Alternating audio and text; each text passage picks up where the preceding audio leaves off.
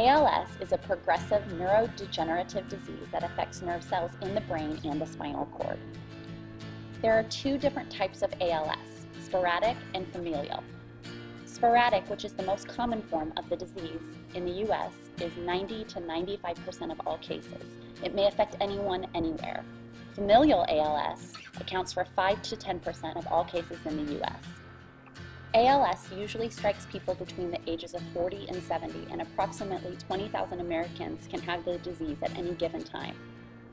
I personally knew very little about ALS until a very good family friend of mine was tragically diagnosed a few years ago and sadly passed away last year. Nanette Crosby was a teacher and shortly after retiring was diagnosed with ALS. Nan fought hard to maintain her mobility, which she did so up until the very end, and her courageous battle is something that will always be remembered.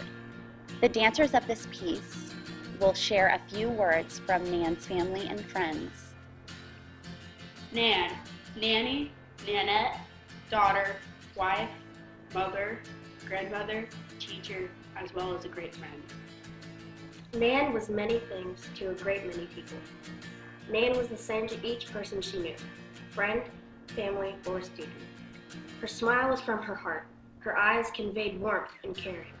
Her voice carried the grace of the South, a special melody so easy to my ear. Nan set expectations high for herself. We followed because we didn't want to let her down remembering birthdays, anniversaries. Thank you. A card was in the mail. A name for a face was never forgotten. Maybe years between hellos, but always the right name. ALS was a challenge, not to be surrendered to even as we walked this journey. Nan taught us grace and determination. This journey brought new people into our lives. We used each other for strength. Even the strongest of us sometimes fall. A good memory can bring us back. The piece you are about to see is our story to depict two different people's journeys with ALS.